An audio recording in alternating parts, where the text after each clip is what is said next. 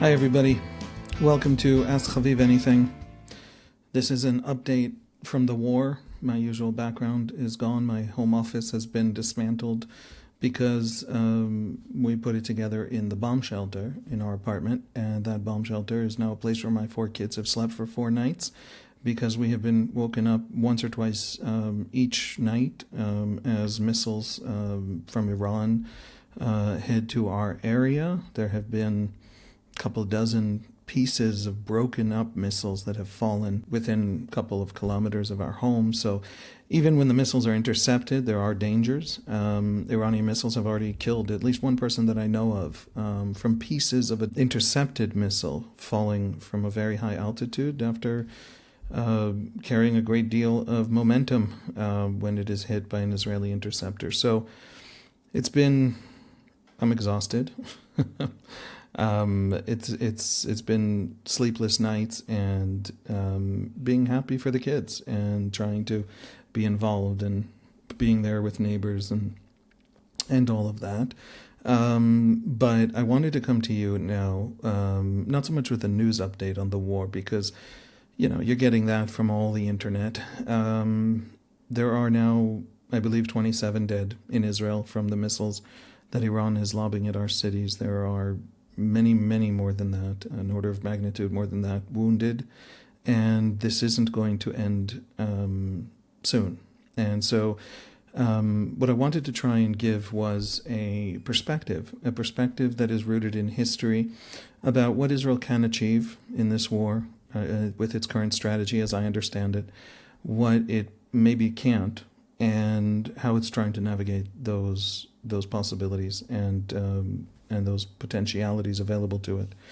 So let's dive into it. But before we dive into it, I want to tell you that this episode is dedicated by an anonymous sponsor from Silver Spring, Maryland, to the incredible female lone soldiers of the IDF. These are young women who, without their parents, come to Israel to serve and to protect us all and to protect my kids. I actually had a conversation a couple of nights ago with my teenage son, who doesn't feel, because teenagers are courageous, it's a very unhealthy thing, like he should run to the bomb shelter when the siren sounds. He feels like that's a kind of surrender to the enemy. The enemy is trying to terrorize, and his job is not to be terrorized. I love that response profoundly, but I also need him in the bomb shelter. So I told him about the soldiers, about all of them, some of those unbelievably courageous people flying over Iran right now. No Israeli pilot has been downed, but it's they're obviously in that great immense danger. We know we have people on the ground. I don't know how many of them are Israelis. I don't know if any of them are Israelis, but I can't imagine that the entire massive Mossad infrastructure that we have learned about on Iranian soil over the last 4 days isn't people who are fighting to protect us. Maybe many of them are Iranians fighting to fell that regime, but we owe them, and we owe them a great debt. And they're putting themselves in harm's way so that we can be safe. And I told my son, his one duty right now, he's 14, when he's 18, he'll be that soldier who tells the rest of us what to do. But right now he's 14, and his job is to be safe so that their sacrifice isn't for naught. Thank you to the soldiers of the IDF, and thank you to the sponsor from Silver Spring, Maryland. I want to dive into, again, forgive the production value, everything is a little bit fly-by-night. Our wonderful video and audio guy is not available. He is spending the week taking care of his family in this terrible situation. So there's not going to be a lot of video inserts. Hopefully the audio is good. It's whatever I know how to do. So just put that out there. I want to say that the central question I think that I have been asked, and I think that a lot of Israelis are asking, but also a lot of people watching from overseas are asking, I certainly think the Iranian regime is asking, is what the goal of the war is. The destruction of the nuclear program and the infrastructures of the nuclear program is going apace. It's going well. It's going far better than anyone assumed we would be in this stage. A lot of the enrichment infrastructure in Natanz appears to have been destroyed. Again, it's hard to know from within Iran, but that's the things that are reported by people who theoretically have some deep insight into what's happening on the ground. The great question, of course, are the places that Israeli munitions can't penetrate, primarily and chiefly and famously Fordo, where the great enrichment halls are still safely buried under a mountain. That's why people say that Israel is hoping America comes in with its 30,000-pound penetrators and the kinds of munitions carried by the B-2 bombers that can penetrate that mountain, that can essentially flatten that mountain. That has driven, of course, part of the debate in America by people who don't like Israel very much about American troops dying for Israel and all these little keyboard warriors saying, I ain't gonna die for Israel. But the question is serious, even if it's being manipulated for various, prejudices and political peccadillos. The question is a serious one. What can Israel achieve without America? Can Israel go after Fordo? And we've seen over the last couple of days an expansion of the Israeli strikes beyond the nuclear program and to some of the energy sector, some of the pieces of the Iranian economy, of the Iranian state institutions that are controlled by the Revolutionary Guard Corps, that are controlled by this second army the Iranian regime possesses, whose sole task is to protect the supreme leader and the revolution, including from rebellion from within Iran. And so there does appear to be this attempt to weaken the regime itself, that revolutionary superstructure that overlays the Iranian state, that robs the Iranian state and the Iranian people blind, that has taken Iran's vast natural resource fortunes. I mean, this is a country rich in oil and gas, and has spent it on insane foreign wars and proxies. A great many of them, after Iranians have been forcibly spending billions on these proxies, a great many of them destroyed since October 7, since Israel decided to take its enemies' armaments and warnings seriously and go after them. So what does that mean? Does that mean that Israel is now going after the regime? Does that mean that it wants the regime to fall? Benjamin Netanyahu said that this is a moment that Iranians could seize to become free. A lot of discourse on Twitter and other places on the internet seems to center around this question. What does Israel want? I want to submit that Israel doesn't quite know what it wants. And the reason it doesn't know what it wants is that it doesn't really know what's available to it. Israel's a small country, a population of Austria. It doesn't have the capability to invade on the ground. So what do you mean by regime change? You mean you're going to break the Iranian regime so much that what? Who changes the regime? What other power centers in Iran could drive that regime change? I think the Israelis are calculating as follows. Israel's not trying to drive regime change because it doesn't know how resilient, just politically resilient, the Iranian regime is. Iran's regime has been revealed to be unbelievably incompetent, genuinely, profoundly incompetent. All the warnings, everything Israel could do to Hezbollah, everything Israel could do in Iran, for example, the killing of Ismail Haniyeh back in September, in the guest house of the supreme leader for the inauguration of the Iranian president, one of the most protected places and moments in all of Iran and in all of the history of the regime, and an Israeli bomb exploded, humiliatingly killing the personal guest of the supreme leader. And none of that made the Iranian leadership take the precautions of assuming that they're totally and utterly penetrated by the Mossad, that there are forces on the ground in Iran working very closely with Israeli intelligence and laying the groundwork for many years. Factories of drones were built in Iran under the nose of the Revolutionary Guards and Iranian intelligence services, and Iran did not know it. What other tricks does Mossad have up its sleeve? Can Fordo be blown up from within, if not from without? We have no idea. We simply don't know. I would say it's wrong to assume that the Mossad doesn't have more up its sleeve, or the IDF doesn't have more up its sleeve, even if it ends up not having more. This was already quite an astonishing series of triumphs on the way to where we are now, roughly 4 days into the war. Israel doesn't know if it can deliver regime change. So why does it talk about regime change?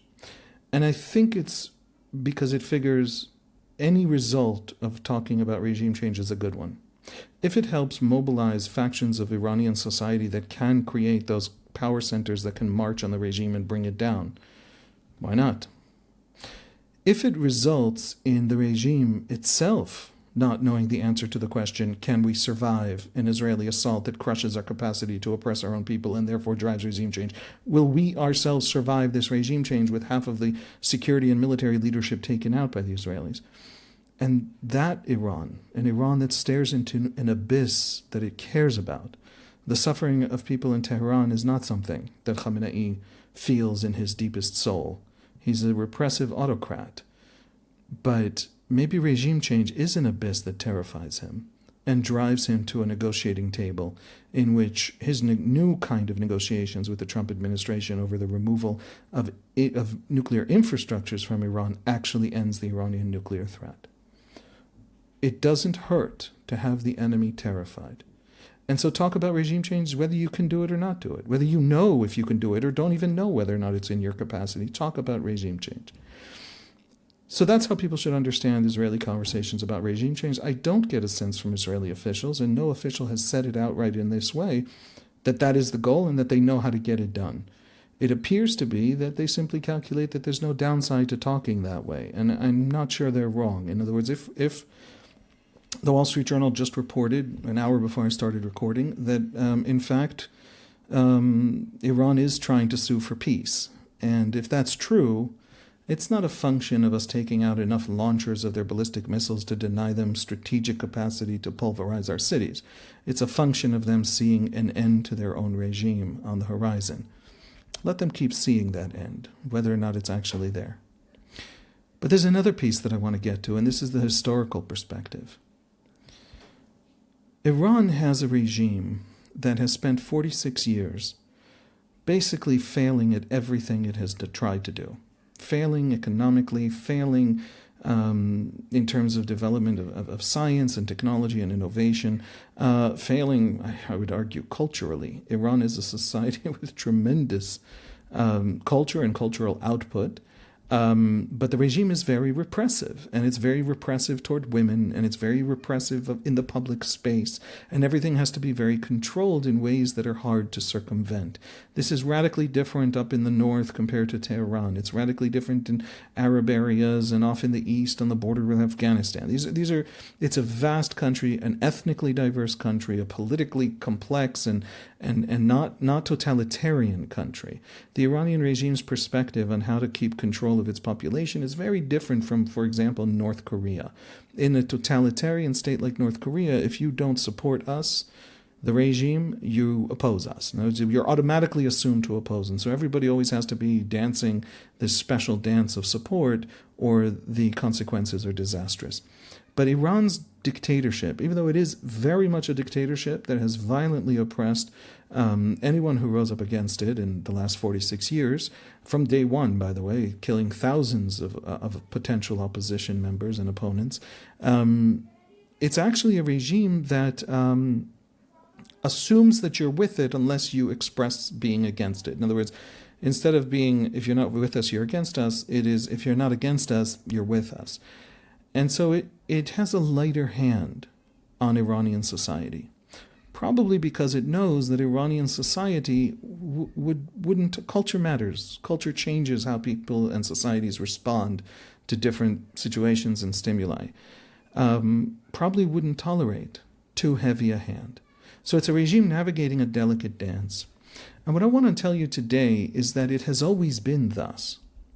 It is not only a regime navigating a delicate dance, it's a regime that knows that it subverted the revolution of 1979. It knows that that revolution was far bigger than just the Ayatollahs, far bigger than just the rule of the jurist, the theocracy that Khomeini established in Iran after 1979. It knows that many of these social forces and economic power bases remain, and it knows that it only holds power by playing a complex game between many power centers. So I want to try and lay out a tiny bit of that history. As with every episode that dives into history even a little bit, the point isn't to encapsulate the history or be the last word on the history and all you need to know. It's to give openings for you to step into and explore. You might come to different conclusions from what I come to, but this will be the background that really, I think, explains when Khomeini himself, the supreme leader, is looking around him and wondering what to do and trying to figure out a path forward. He comes from a certain place and certain set of experiences and faces a certain reality interpreted through the lens of that history. And so to understand the kinds of choices that face him, how he perceives those choices and how he might actually choose his path forward, you have to know that history. The Islamic Revolution of 1979 was part of a much larger set of Muslim restorationist movements or revivalist movements all over the Muslim world, but especially in the Arab world. And they followed the perceived catastrophic failure of nationalism, secular nationalism of Nasser. Of course, the single greatest failure of Nasserist, pan-Arabist, secular Arab nationalism, which was never really fully secular, but nevertheless wasn't specifically Islamist politics. The perceived failure of it was, of course, to destroy Israel. It tried multiple times in wars to unite the Arabs and unite the Arab armies and launch a grand invasion that would finally succeed and prove that all the Arabs had to do was unite and awaken to their true selves, and then Israel would be washed away. This challenge to Arab dignity and Muslim dignity would be wiped away. And the consistent failure to achieve that was the single bit, not the only, the establishment of decrepit and incompetent dictatorships was very much up there, and there were other blows to Nasserism and Pan-Arabism, but the failure to destroy Israel was the big one. And that failure created new impetus for a religious movement that had been there a long time. If you saw my video about the theological lineage that produced Hamas, you know that this conversation about Islamic restoration and Islamic revival as the solution to the Arab crisis of modernity, the sense of powerlessness and failure in the face of European power and European imperialist conquest, that was there. It was very much there, very powerfully there. But the initial post-war period was a period of nationalism. And nationalism was what dominated, and nationalism created the elites and created the institutions and created the states and the power bases. The slow receding of nationalism in the face of Islamic revivalism had its version in Shia Iran. Iran at the time was a pro-American dictatorship led by the Shah, the king, in the context of the Cold War. So the Shah was with America, opposed to the Soviets. He oppressed Islamist groups. He also oppressed Marxist groups in Iran, various leftist groups that he thought sided with the Soviets. That's not a unique story in the 1970s or generally in the post-war period. You had, for example, South Korea. South Korea was a dictatorship, but very much within the Western American orbit in the Cold War. And that dependence and closeness to the West ended up developing South Korea quickly and democratizing South Korea. And so there was every reason to believe that Iran was on that kind of trajectory of development and democratization because it was in that sort of democratic camp, the free world in the Cold War. Nevertheless, life under the Shah was not great. There was a secret police that absolutely terrorized all dissenters from the Shah's regime. There was massive inequality driven by the fact that the oil wealth concentrated in very narrow, very wealthy elites, while the rest of the country lived in destitution. And you had massive corruption. And so every power base, whether it was Muslim clerics, whether it was unions, whether it was merchant organizations, whether it was university intellectuals, had its own different sense and reason why the regime was corrupt and set against them. What that reality, what that profound mismanagement and autocracy of the Shah ended up doing was unifying all of these different bases. You had liberals, you had nationalists, you had women's rights groups and feminists, you had students who were often radicalized either to the Islamist or to the communist factions. All these different kinds of groups all had a shared enemy and a shared sense of what that enemy was doing to society. And so began an uprising, a slow-moving but incredibly broad uprising across Iranian society. And the most famous moment was in the holiday of Ashura, December 10, 1978. It was an astonishing moment, December 10 to 11, 2 days in 1978, in which probably as many as 9 million Iranians took to the streets all over the country. In Tehran alone, there were 2 to 3 million protesters, half of the population of the capital. And they were everybody. They were all those people. They were the religious factions under Khomeini. They were the Marxist youth movements. They were the working classes, the slum dwellers who organized in their own groups and came out.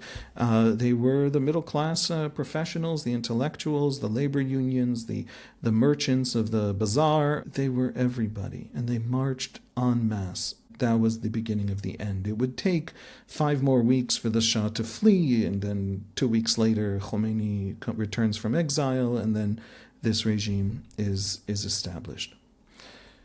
The Iranian Revolution was enormous and broad, and included within the coalition people who wanted democracy, who marched under banners talking about popular sovereignty and voting and elections. And at the very beginning, there was every reason to believe that this union was the new Iran, and it could resolve itself into a kind of, parliamentary, multi-faction, multi-vision kind of competitive democratic politics. And then everything started to deteriorate very quickly. Khomeini first allowed the appointment of a liberal national government led by Bazargan, the head of the liberal nationalist faction in that broad coalition, which Khomeini himself wanted in the revolution. He wanted as broad a coalition that incorporated as many different groups. But then as soon as he's in power, he begins to systematically push them aside and dismantle that grand coalition. During the revolution, the Islamists enjoyed one enormous advantage, which was the institutions, the mosques, the seminaries, the charities, the funds and endowments. And when a preacher would get up in a mosque and give a sermon, that was a kind of conversation that could be quite subversive and much, much harder to suppress because it had that religious legitimacy than, Marxist student groups at a university. And so there was this organizational capability that Khomeini built out that meant that he was the leader of all of this sort of broad-based revolution that in Iranian society as a whole had conducted against the Shah and against the tyranny of the Shah. He had a charismatic leadership style. He talked about things that sounded beautiful, that mattered, that he talked about legitimacy and justice and martyrdom and anti-imperialism, and he didn't promise specific policies, but he did promise a better day, and he promised a more authentic political system that wasn't this terrible, powerful, wealthy elite robbing the people blind for nothing but its own edification. And so he led. And at the beginning, he actually created a mass appeal. He was very worried about bringing all the different groups that he had led to the revolutionary moment with him to legitimate his rule, legitimate the new government that was the new state and regime that was being built out. So, for example, the liberal government, Bazargan, was formed right after the revolution, and it was about reassuring the professional class, reassuring the merchant class that it wasn't going to be just some Islamist theocracy. It was going to be something broader. Bazargan himself resigns in the hostage crisis of 79-80, and by the early 80s, the revolutionary regime is already purging en masse liberal officials and technocrats and bureaucrats from throughout the state system, creating a discourse of anti-American sentiment. One of the things the embassy takeover of 1979 did, those 444 days in which they held hundreds of American hostages, was distinguish clearly between the radicals and the moderates within the clerical revolutionary class.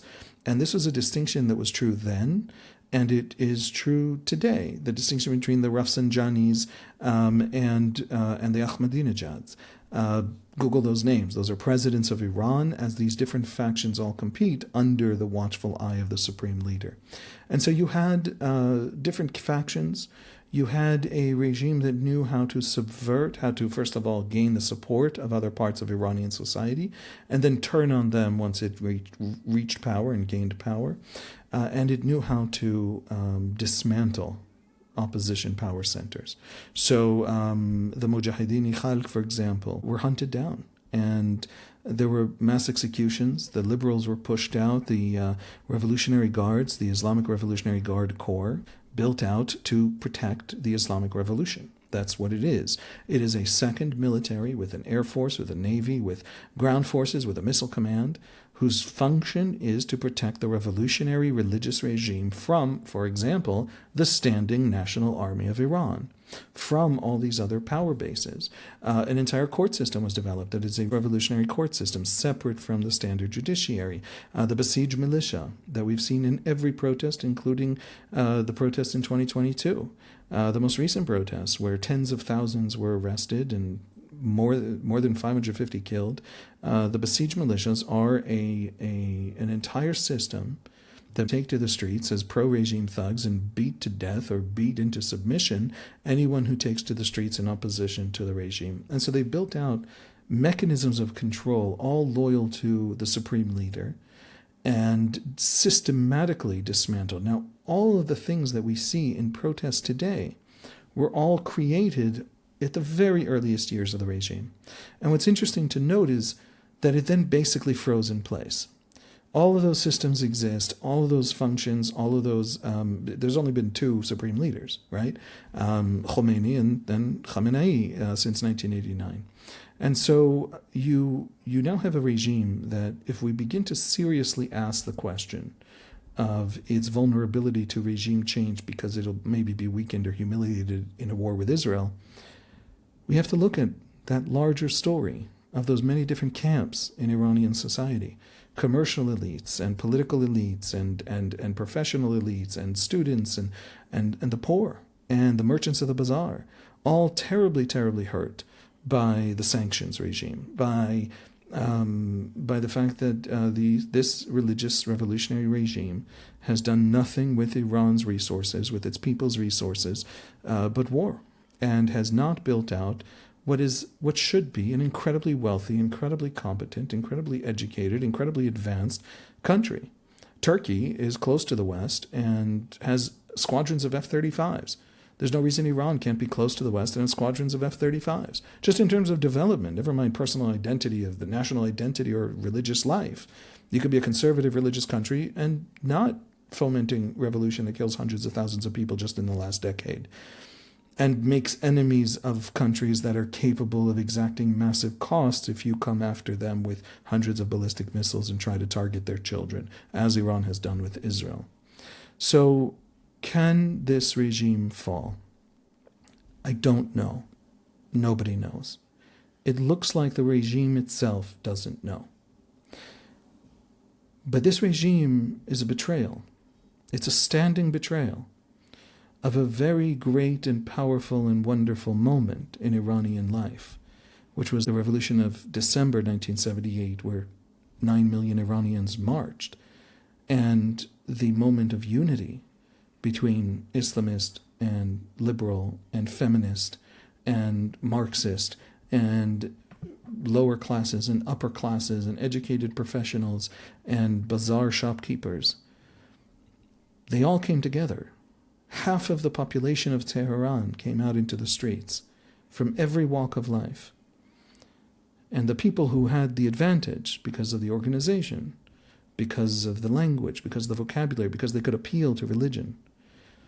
One of the most important things to know is that thousands of street protests accompany the 2022 protests for Mahsa Amini, the young woman arrested by the Modesty police back in 2022.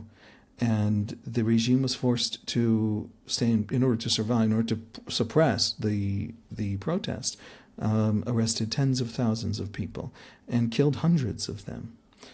The best polling we have tells us that somewhere between 10 and 15% of the population supports the regime at this point. And that is, the 10% is among those under 30. The younger you are, the less you support the regime.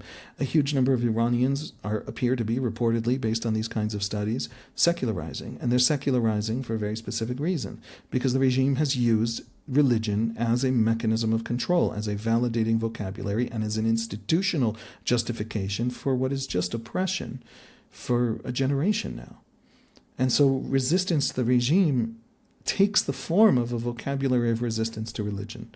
And so Iran is one of the possibly fastest secularizing peoples in the region, or within 1,000 miles of itself. And finally, well over 80%, and in some polls, in some ways of asking 90%, of the Iranian population simply doesn't believe that this regime can change, can bring reforms that will fundamentally change the fact that everybody feels that they're living on borrowed time and in dire straits. So you have a people that, not only by the history of it, but by every indication we actually have now from all the data we can muster, really hate this regime. And a regime that built out a proxy system that was meant to destroy Israel and fundamentally misunderstood the nature of Israel, the nature of the environment, the nature of its own proxy system. October 7 woke Israelis up, reminded them that the enemy, or made them believe, they had not believed, that the enemy genuinely is coming for them, and therefore convinced them that there are no costs too high to pay to dismantle this enemy, because the enemy's plan for them was death. Don't convince your enemy it's a fight to the death, unless you're willing to fight the enemy that is willing to fight to the death. And that was Iran's great strategic mistake. And on October 7, Hamas triggered that mistake. Hamas believed Iran would come to its rescue. Hezbollah would start shooting those volleys of missiles and rockets at a massive scale, not at a small scale in the north, emptying the towns of the north, which the Israelis experienced as a terrible thing, but nevertheless not 200,000 rockets and missiles landing in Tel Aviv and setting the city on fire and dismantling it, and just devastating it, which was what Hezbollah's capabilities were meant to do in the real war, the actual war Iran cared about. Hamas launched an attack misunderstanding the nature of the proxy system. The proxy system was meant for Iran's revolutionary regime to stay safe while the Arabs around Israel both slowly degraded it, fought it, made its life miserable, and also suffered its reprisals. And Iran misunderstood its own proxy system. Iran built a proxy system to bleed Israel. And with the capabilities Israel has shown in the last 20 months, we have learned that in fact the proxy system bled Iran. And the Israelis fairly quickly and with tremendous competence destroyed those proxies. And now Iran faces an Israel that has total aerial dominance, total air supremacy over Iran itself. They have an arsenal of thousands of missiles that can be launched at Israel, but they don't have as many launchers as they need to actually sustain a high rate of fire.